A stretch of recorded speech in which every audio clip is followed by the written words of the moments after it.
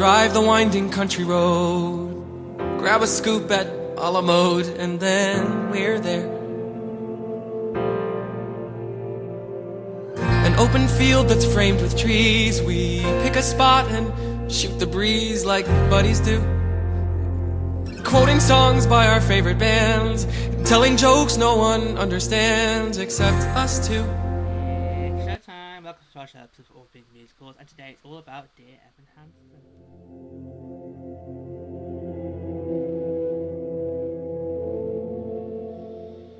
Alright, so before we get started, let me tell you a little about our show. Dear Evan Hansen follows Evan Hansen, a high school senior with social anxiety who invents an important role for himself in a tragedy that he did not earn. Our principal cast features Evan Hansen, Heidi Hansen, Connor Murphy, Zoe Murphy, Cynthia Murphy, Larry Murphy, Alana Beck, and Jared Kleiman.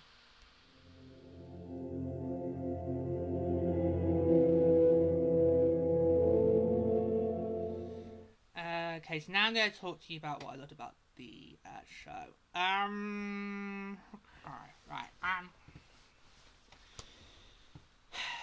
felt when after I saw it, I kind of felt like, it felt a bit too rushed for me. I felt they rushed various parts of it. Didn't really develop a lot of key, impactful themes in there that they could have done. And I have looked it up. This show is about 2 hours 35 minutes, so standard for a musical. And yet it felt like the whole thing was just being rushed through. There was like, there wasn't that many musical numbers either. There's only about 14 in total on the soundtrack. So I just felt, you could have allowed a lot, maybe a couple more moments to work on this, because I felt like this a missed opportunity to focus on key storylines. I would have loved them to explore more of the themes on the mental well-being, the suicide, the social anxieties, and instead we didn't get that. Instead, we focused too much on the socials and the social networking, and I don't think they portrayed that well either. Because I mean, they had scenes where you've got Evan and what's the girl's name? Tell me. Alana. They were basically doing like scenes where it's like they're talking to on social media. It just felt a bit more like MySpace instead of Instagram. Oh god, no one's gonna have a MySpace, are they? Right. MySpace was something very early noughties. Back in the very early noughties, which everyone had, but didn't last long. Like Blackberries. Like Blackberries. Oh god, you're not gonna know what those are either. But yeah, it just felt a bit more like MySpace rather than doing a social media blog post or whatever it is this project was supposed to be. I mean, we all know what social media is. We don't need it to be rammed down our throats. Alright? God forbid if they ever do a musical about social media. God forbid! No, that'd be too much for me. Right, but missed opportunities here to tackle some really deep, huge story themes for the sake of social media, just to please Meta. Although, actually, I can't do it. That'd be hypocritical of me to do a rant about Meta, because I do use Meta's products. I do use Instagram. So, at Showtime Meta to hand me, check it out. So I can't do it I would have loved to focus more on the social, because I felt like for me, with certain bits of the story, I just felt like I felt lost. I just felt like I had more questions than answers. Like, particularly with Connor. What is it that made Connor want to himself off? It can't have been because he found found a note that somebody read where it mentions how he would like to, you know, his sister. Can't because of that. It cannot be because of that. Okay, it cannot. But why did he do what he did? That's one question that I've got posed after this, which they never really developed on. In fact, Connor actually was kind of more of a plot purpose character. So, like in Pixar films, with the only naughties, like Finding Nemo and Up, you have these characters which are there at the start, they're there to like fill a purpose, and then one person said, that's it. Feeding time for frenzy! Oh, it's not, he's downstairs for Sharky. Oh, never mind. Or, time to lay Ellie to rest. Oh, Doug's giving me the evils. Okay, bad examples, but you get the point. I just felt that. And also, why didn't we get to see Evan face the repercussions of his actions? Why did we not get that? Why did we not get that? I would have loved to have had to see scenes where Evan faces the wrath of the whole community. Because towards the end, we get this little conversation with him and Zoe, where she's like, well, Evan was so mad at you when they discovered the truth. And I'm like, don't tell me, I wanted to see it! I wanted to see him get his just desserts. Because even I thought he was an insensitive bastard who I think needed a kick of the balls. Both feet. I'd do it. I would do it. Yeah. So it just felt rushed. This felt rushed to me. It felt really rushed. I just didn't really get bits of it. I felt I had more questions afterwards than answers. About that. And I feel a bit of the musical numbers. I felt like they had to really, we'll talk more than a moment. I felt that they really had to carry the bulk of this production. And yet we had so many reprises. So many reprises. And if you stuck with us for long enough, you know how I feel about a reprise. I don't mind if a reprise is put into a section of another song. That's fine. Don't you waste your precious stage time with a reprise after reprise after reprise after reprise. Just don't. It's a waste. It's a waste. Okay? Just don't. Don't go there. Just do not. Let's not go there. Yeah, and I just felt these musical numbers, a lot of them had to be carrying the bulk of it, but the problem is they were staged badly. Some of them just got staged badly, and it meant that I wasn't able to feel the impact that I wanted to feel from this musical. It just didn't. It did not. And I also thought the staging was very bad. So even when you first walk in, so imagine you go into the theatre, you walk in to go to your seat. And the first, of course, you see is the stage, and it just felt really bare. It just felt, that stage felt really bare. And I think if Pluto wasn't there, I probably would have forgotten to do photos. Would you like to do photos, or we go out to take photos on the way out? I just felt. It was just a bare stage. All that was there was a hashtag. I was like, oh, that'll be helpful later on Insta. It just felt like a really bare stage. Even when the production began, it felt bare either. So it didn't help when you're trying to picture people in different rooms. That did not help because there was not much sort of backdrop either to it. It just didn't help me make it believable. Yeah. One thing that really made my blood boil was, at various numbers, we had a lighting change. So, at various points in certain numbers, the lighting went up as if to indicate that somebody is about to do a long note or a key change. And that really put me off. And also, I felt very insulted, okay? Because this is... Okay. Right, look at me. Stop what you're doing for a moment. Stop what you're doing for a moment. Put your phones down. Look at me. Well, for those of you who are listening instead of watching, just picture it. But for those of you watching it, look at me 1 second. Look at me. Look at me, right? This is not my first musical. This is not my first rodeo. I've seen plenty now over my lifetime. I know how a musical works. Don't try and insult my intelligence by giving me visual clues, which is an even bigger insult given how I'm but don't try and insult my musical theatre intelligence by putting out clues that somebody is about to go and do a big key change.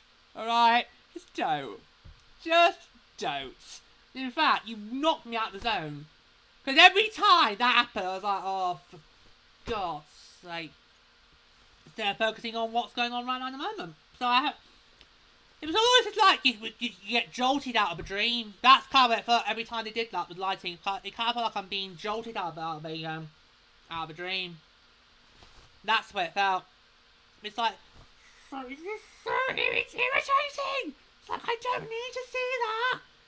It happened a lot in the first act as well. It's like, for goodness sake, I do not need to have a big clip. Someone's about to go and do a key change. So insulting. Just so insulting. And also, it just highlighted how bad that stage is. Because obviously, when you work on a stage, if you jolt the lighting up even brighter, it can basically make the whole stage visible. So even bits that you're not supposed to see. So that just even highlighted that we're in a more bare stage than we already are. So that was just like, I just found that so irritating. And I don't think I've ever really seen that in a musical before, where the lighting changes as someone is about to go and do a great big key change. I don't think I've ever really noticed that before. But then again, 99% of the time when I go and see a musical, they actually have a very decent stage. Where it's not bare. Even Six's stage is decent, and that's only got 6 people. Even Here You Come Again has got a decent stage, and that's only got 2 people, and one of them's Dolly Parton. But with this, it's completely. It was almost like it was a bare cupboard, and we're about to put people. Oh, that's wrong. And that's actually. Just bear with me. I started. I need to finish. It was like it's got this bare cupboard.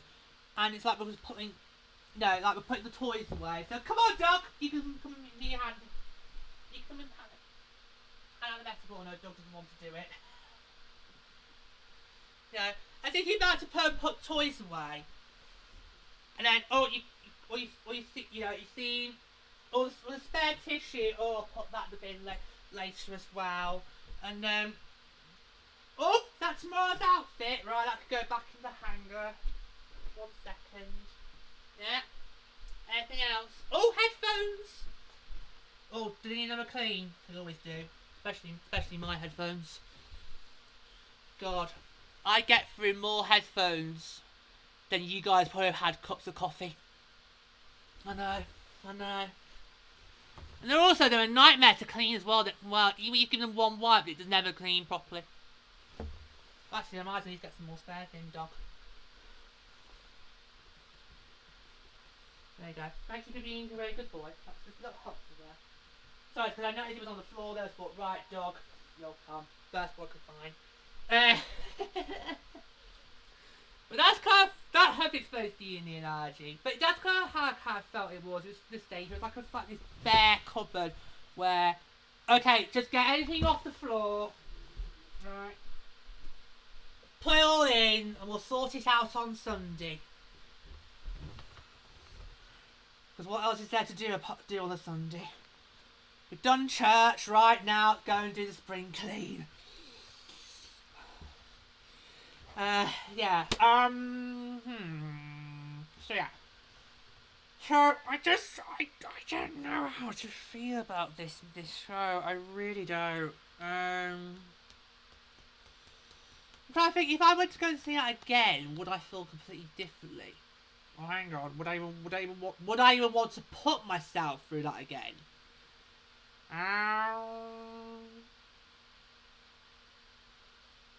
Probably not. Probably not.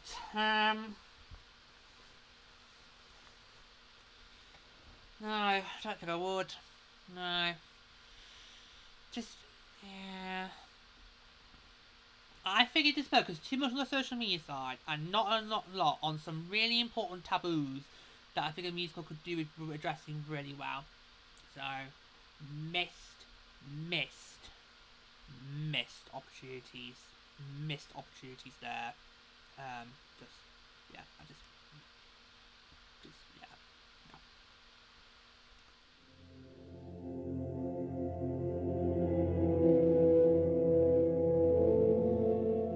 Okay, so we're now going to be on to the musical numbers. So, I'm going to remind... Now, as I mentioned earlier, the musical numbers for me kind of was the bulk of the musical. They had to do a lot of the heavy lifting in this production. So it didn't help that a lot of them were reprises, unfortunately for me. That was not good. So, here we are. So let's go for an announcement. Act 1, we had... Anybody have a map? Waving through a window. We had the first reprise of Wave Through a Window. Then we had the second reprise of Wave Through a Window. Then For Forever. Sincerely Me. Requiem. If I Could Tell Her. Disappear. You Will Be Found. There you go. Right. So everybody have a map I thought was a great way to sort of set the scene and give us a clear indication of these two main families, the Murphys and the Hansens. The Hansens, you can see, single mom. Steve with the kid that's got terrible social anxiety. He pretty much stays up all day in his room. And then you've got the Murphys, who... Now, I didn't realise they were this rich, wealthy tycoon lot until later on in the production. But you can see they're trying to paint this picture of they're happy, they're wealthy, they've got all the money in the world. When in actual fact, the whole thing is this bunch where you've got mum and dad basically arguing. You know, with dad being like, "You're a bitch!" And mum's like, you're a bastard! You got the daughter being like mummy... like daddy's little princess, even though she's got a bit of a temper issue, and then you got the son who's basically a complete waste. And I don't think they really did the opportunity to help him there, so it was almost like they just basically just let them walk all over them. It just didn't feel, I felt like they were trying to paint the cracks rather than tackle the issue head on. But it was a great way to open the show and set staging. Very good. So, Way Through a Window, I thought this should have been a really great number, where it should have been done with Evan on his own, so nothing around. And I thought this could be a really impactful number. It could be quite relatable, particularly if we got to the bridge. You know, makes a comment about how well if you make a ruckus but nobody hears it, how you really make it sound like. Well, that is really impactful. But here's the problem. That was one of the first numbers where we had the great big lighting change, which made it clear that Evan was about to go to a key change. I'm like, and eventually I don't need an indicator. I do not need a visual clue that somebody's about to go and do a key change. This is not my first musical. I know I'm blind, but I'm not that blind. Okay. And that was not the only one. There were a few others, but that was the first one. It's like, take away the... It's like I'm drawn in, I'm in the zone, and then, there's a key change, the lighting's gone, no, it's gone. You've waked me up, you've snapped me out. And it's like, I've got to go back in now to the zone again, and then I'll snap out. But this should be I felt this should have been a little bit better. Should have done him being on his own, and then that would have made it a bit more impactful. So have no one else around, that would have been a pretty good one. For Forever. Right. I'm going to let you guys into a little secret. And I can't believe it's taken me to season 4 to reveal this secret. Right. Here's a little secret for you guys. Whenever I go to see a musical for the very first time, I always always like to listen to the songs, to the soundtrack before I go. Just so I've got like a little indication of what to expect without knowing the whole thing. And I can't remember when I booked the tickets last year, but I do remember during the summer of last year, that's when I probably started listening to the soundtrack to get myself ready. In actual fact, you know when you get your Spotify or Wraps? My top song for 2024, wait for it, was Requiem.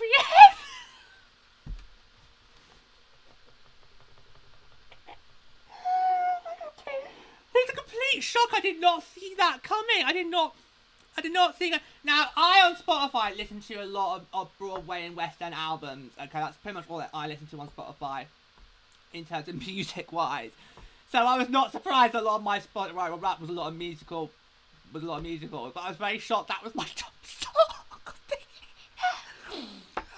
I still had 2 more months to go before I was going to go and see it, because obviously you get your marks in December. I was going to be seeing the show in mid-February, so I couldn't believe. Oh wow, okay. There you go. So that's So I always do listen to the soundtracks before, just to give me an indication of a flavour of what I can maybe expect, and then without knowing the whole flow. And I really loved Four Forever. I thought it was a really beautiful number. I thought this could be like a gay anthem, or it could be something you sing to your best friend. So you can imagine my horror when I go and see the show, and it's basically Evan's song to basically prop his lie.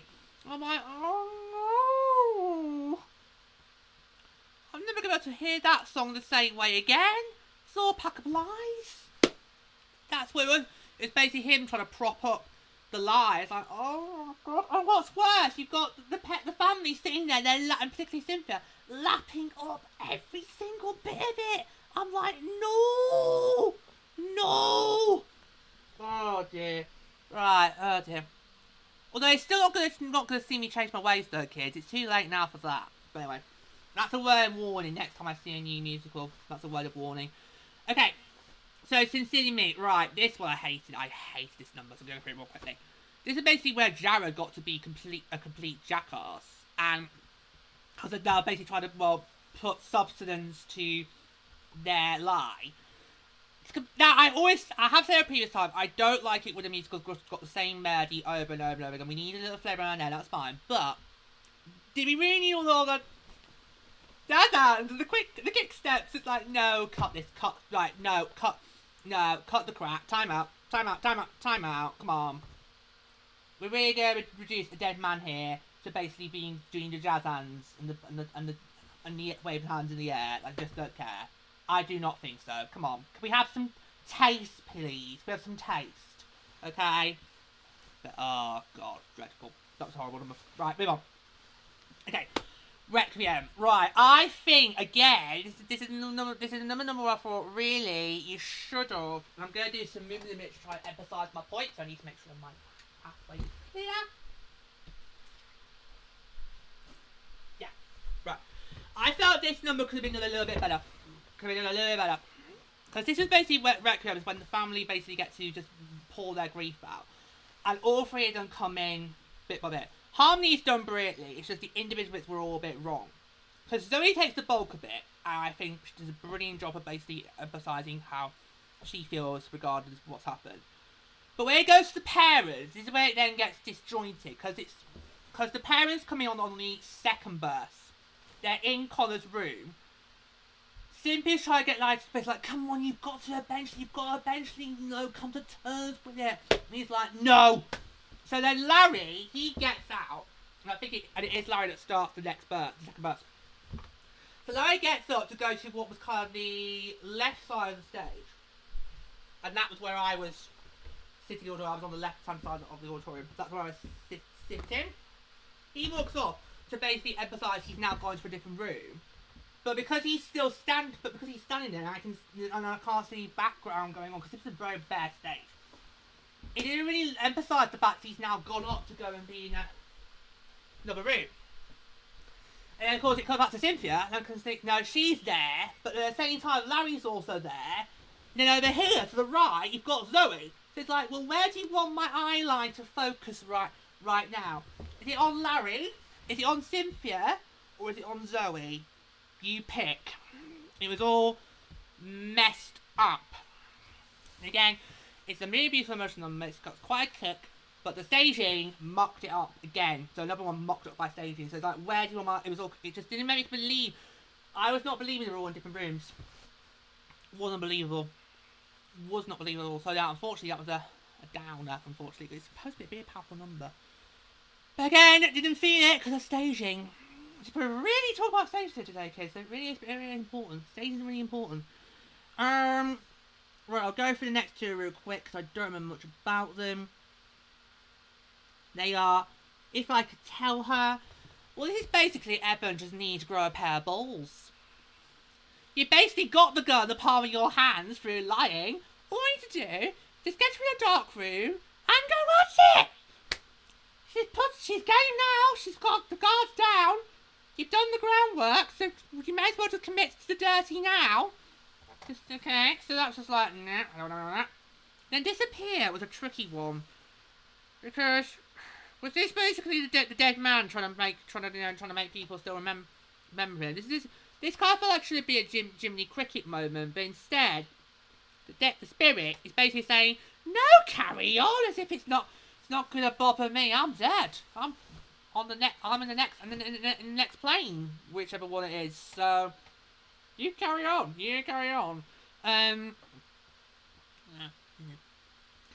So then you'll be found, and this is how we end the first act. And I have to say, I know this is supposed to be a really popular number, but I was like thinking, this is reminded me of a cringy Britain's Got Talent performance where you get a choir on, they're doing all the harmonies, and the whole would be like, press that gold! And I'm like, don't press the golden buzzer. Honestly, these days, that audience is fickle. They would, an act could easily come on the stage and would just do breathing exercise for 5 minutes, and the audience would still go, press that gold! We need to get rid of the golden buzzer. It was fine when it started out, but it's now gone very stale. And plus, Bruno and Simon can't stop pressing it. I can imagine one series we're going to have just all 75 just all golden buzzers because everyone couldn't stop pressing it. And there's a guest judge on this year. Does he get a golden buzzer as well? We'll find out. Anyway, it just got crazy. And also, you know, on the wall had a lot of these little weird little clips like beeps going on, or is this like phone notifications? So it's like, is this person it's being shared on various socials? It's gone on Facebook, or it's now on Insta. Oh shit, the Twitter one there, and the evil that is TikTok. That kind of put me off. Also, that was another lighting. Lights go up.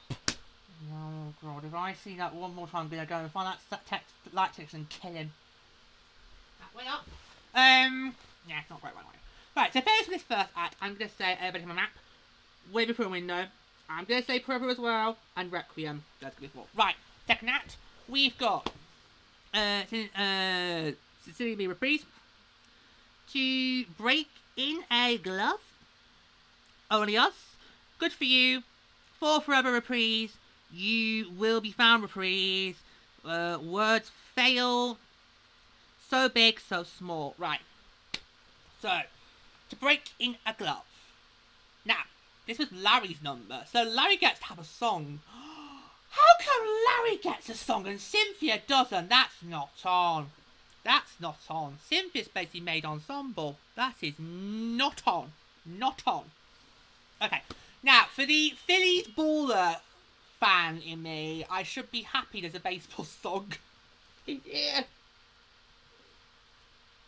But at the same time, I'm thinking, hang on, no, this feels wrong. Why is Larry now going to give Evan Connor's glove? This does not feel right. One but. This kind of feels like the song that should be like a father-son song, not a father talking to the person that got his son killed. That's what I'm feeling. Okay, it's just so. No, this is wrong. This is so wrong. Put the glove down. Put it down. Put it back. Don't go any further. Don't give the glove. Don't take the glove. Take the glove. Oh. Dear, oh dear. Okay. Only Us. Oh, there's always one. There's always one. There's always 99% of the time. There's always a soppy love song with a heterosexual couple. Every time. Where do you want me to start? Where do you want me to start? It's a pretty number, but the problem is the context of it. The fact that you've got the girl singing it to the boy who is responsible for the death of her brother. But at this point, I'm like, on their own, let's be it. On their own, let's be it. You know, I mean, it was supposed to be quite a nice musical number, but unfortunately, the context of me was just like, it's going to be their funeral. And if it is Evan's, can I watch? Can I press the button that makes the coffin go back?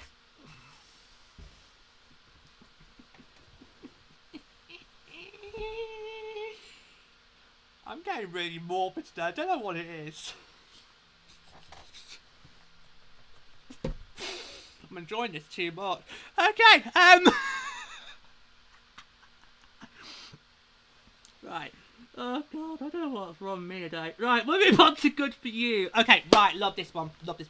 I was waiting for this one. However, unfortunately for me, I did not feel we had the emotion that should have been in this number. I got proof. If you go and listen to it on the soundtrack, it does have that emotional impact that I felt was lacking on stage. Particularly towards the end, when Hyde does the last line, well, so you got what you always wanted. Then the soundtrack does a little to end it. I was waiting for that. Nope, just did the line and that was it. Okay, yeah, nice number, but where is the emotion? Particularly for Heidi. But at that point, that's when, because that number, Heidi's literally just basically been, you know, what's the right phrase? Thrown on, caught off guard? Yeah. She's been caught off guard because she's now finding literally things out that she didn't already know about. And this is her big opportunity to basically let her, but she's being out. And it doesn't go through blast. It's like, come on, Heidi, I want you to give me emotion. Give me some of that anger. Give me some of that rage. Nope, I'm just going to do the number. Well, it's very good doing that, but not good convincing me on the emotion side of it. Yeah, it's a real shame, because I actually was looking forward to that one. I loved the way it sounds on the soundtrack, but unfortunately, on stage, did not go down well. It didn't go down well as I was hoping. It did not have that emotional punch that I was needing. Okay, so we now move on to Words Fail. Right, so this is when Evan basically now finally just laid it all on the table. The whole truth comes out. Now, I should be feeling sympathy for him at that point. But, unfortunately, too little, too late. By that point, he lost me. By that point, he had lost me. And I was like, this character deserves everything that is about to come his way. Oh, what a shame, we did not get to see the fallout. It's such a shame we did not get to see that fallout, because I think it would have been epic. It would have been an epic fallout. See him get what he deserves, but anyway. Contrast to the final number, which goes to Heidi, with So Big, So Small. I thought this was a really beautiful number, you know. Mother comforting the son. You can do it for me, Heidi, and I'll feel for you. Really emotional how way Heidi did it, and really impactful. And I just try to focus on her in that, not on Evan, because I know the context. She's trying to make Evan feel okay, Evan's gonna be fine. No, and we yesterday's chip paper eventually. But I was just focusing more on Heidi's support. She was more to me was more sympathetic in that number than Evan was. But yeah, a really great way to sort of end the musical numbers. Well, they're a bit abrupt, really. I kind of felt we needed some more musical numbers in this production. It was too short. I mean, this show's 2.5 hours long. You easily could have put some more in. 2 reprises, I've been 2 reprises. Right, so favourites from this second act. I'm gonna say good. Only Us, Good For You, and So Big, So Small.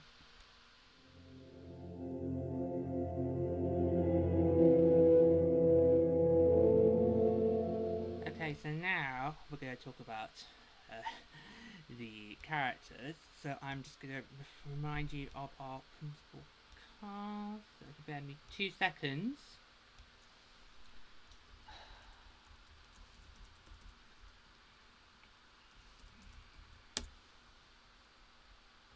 Okay. all set up and now it's gone. Never mind. Hope it didn't want it to be too long.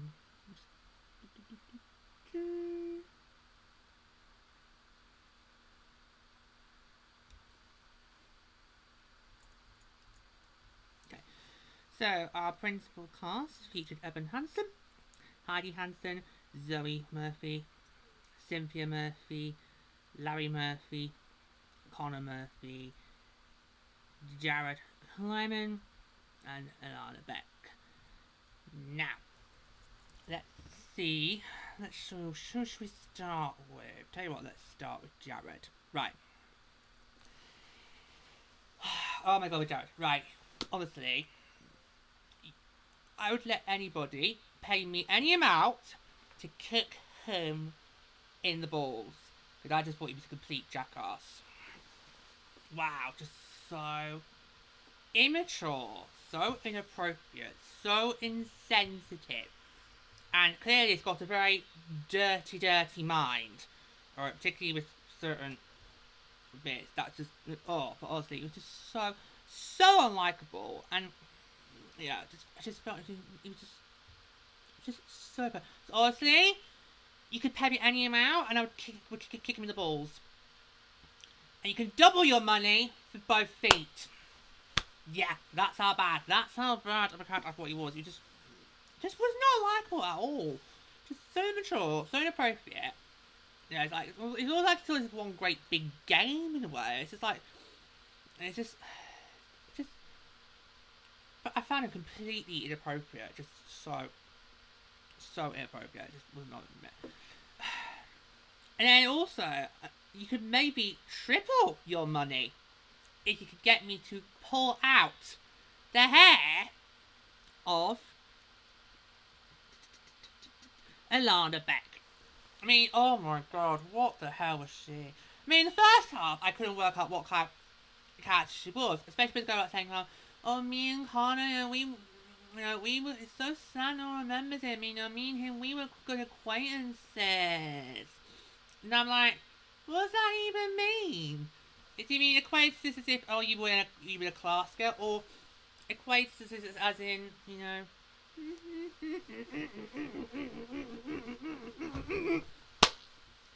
and clearly one you remembered it differently to the other. For her, it's kind of like, yes, Connor, yes! And for him, probably, no, Alana, no! Honestly. And then, in the second arc, she turns into this right evil bitch. The way she just then launches into the car project. And, it's like, we need to do this for the orchard. Because Connor loved trees. And that's not a euphemism. He couldn't stop banging on about the trees. And that's what she tries to do to justify her motives in this. Like, particularly when she posts the letter online, it's like, what? Do you you're not doing it for the project. You're doing it for yourself. I mean, who does that? I mean, okay, we the audience know it's not a real suicide note, but seriously, who does that? I mean, and even when everyone's trying like, don't post it, and she's like, no, go post it, and then like, oh shit, it's on Facebook. Oh no, now Instagram's got to show a bit. Oh, it's now on Twitter. We're all fucked. When it goes to Twitter, we're all fucked. We're all fucked now. It's like, wow, what a right cow. And she doesn't even get her compliments. She gets to go away with it scot-free. She's just as culpable as Evan is, okay? Not more, but she's just as culpable. She literally is just as culpable here. So it's like, wow. Wow. I'm stunned. I'm definitely stunned. I really am stunned. Wow. But yeah, I just found those two so irritating. Right, I'll then move on to the Murphys. Let's start with Larry. Who clearly doesn't wear the pants in this relationship. He's trying to make it look like, I cared about my son, even though you didn't really, Larry, because Stephen and Buzz like, well, you would have tried harder. And I love to see those bitch fights between the two. That was pretty. I want to see more of that. So whenever Zoe tried to break up, I was like, no, let the parents fight. You go to your room. Maybe stay away from the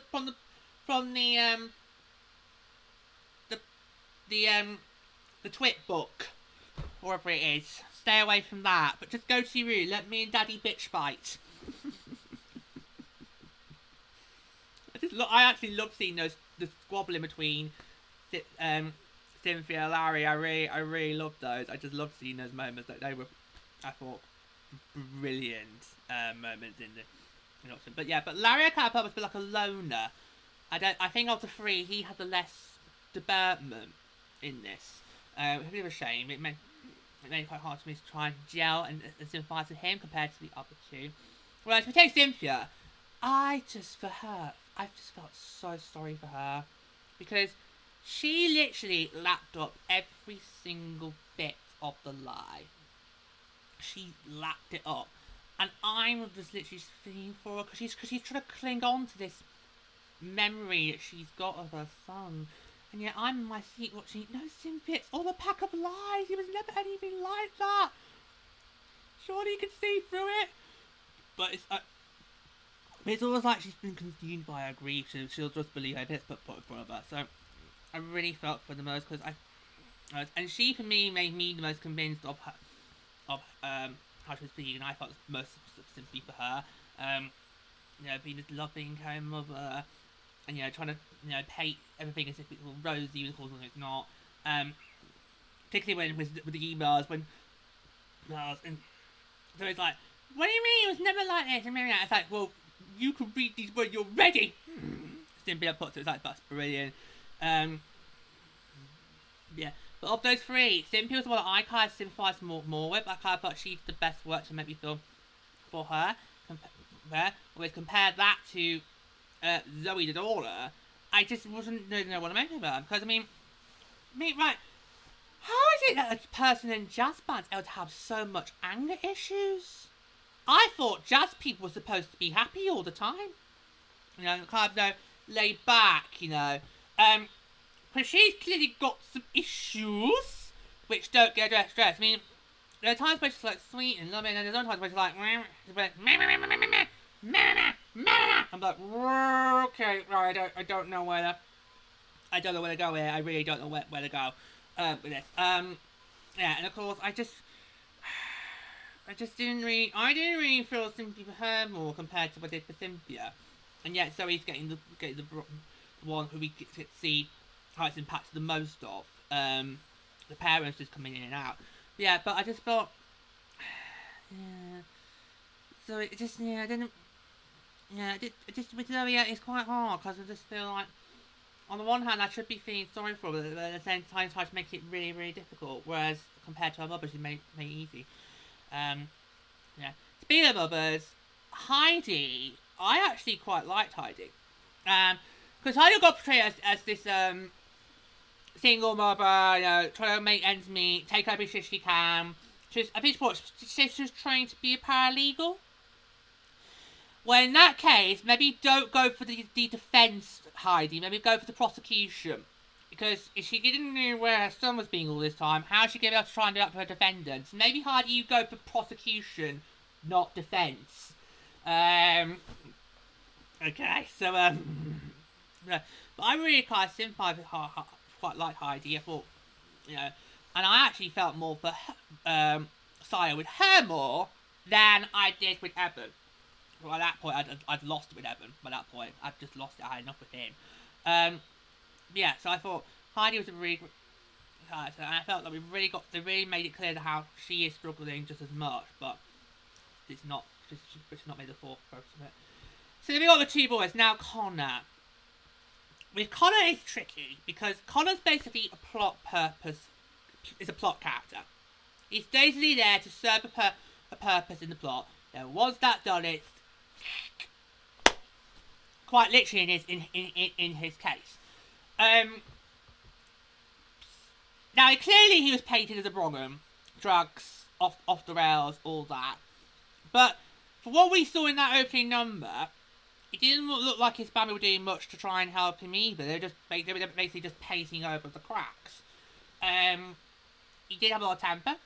legal issues, but I think we should have had more opportunity to debate what he is like as a character.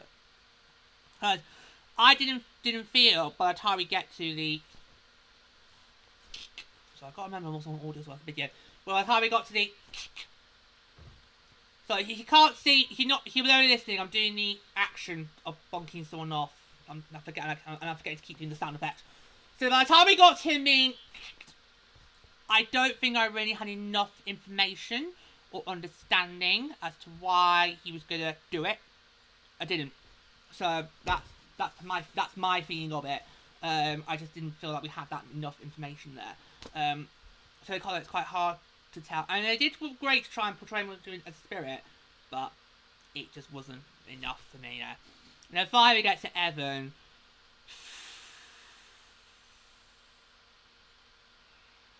Where do I start? Where do I start with this rascal? I just don't condone his behaviour at all. And yet, okay, yeah, he's got the social anxieties, yes and that, but they didn't really focus much on that, did they? They focused too much more on the lie that he basically went down on in his own making.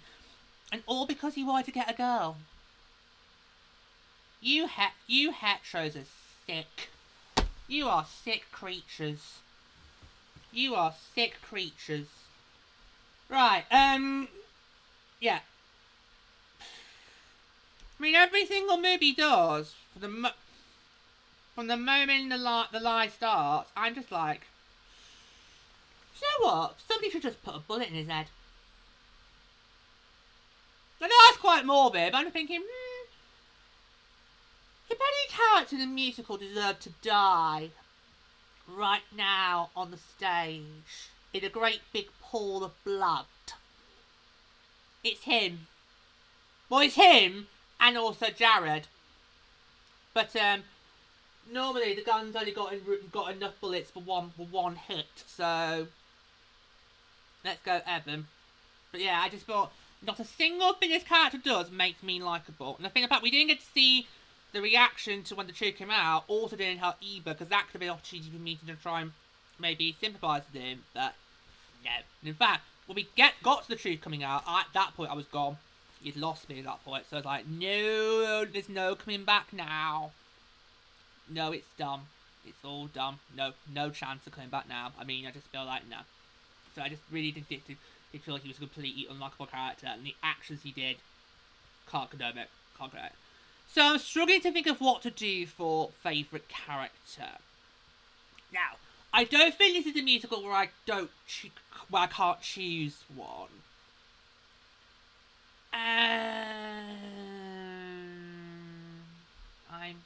Give me a moment to think. Any thinking time. I think I'm going to pick Cynthia. Yeah, I actually am. I'm going to pick Cynthia as my favourite character. Out of all the three Murphys, she is the one I kind of felt for the most. She is the one that did the best to portray to me how she's feeling right now, how she tried to do it, even though I just really felt that because she was the one that was buying every single bit of the lie. And I was just like, oh, just want to like... You just wanted to shake her and go, no, Cynthia, it's all fake, it's misinformation. Don't believe the meta stuff. Okay, it's all lies. So I just wanted to, I actually kind of thought I wanted to give her a big hug, like, come here, Cynthia. So do you know what, I'm going to say my favourite character was Cynthia Murphy.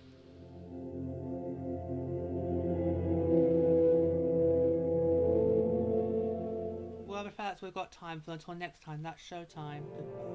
Goodbye. Drive the winding country road, grab a scoop at a la mode, and then we're there. An open field that's framed with trees. We pick a spot and shoot the breeze like buddies do. Quoting songs by our favorite bands, telling jokes no one understands except us two.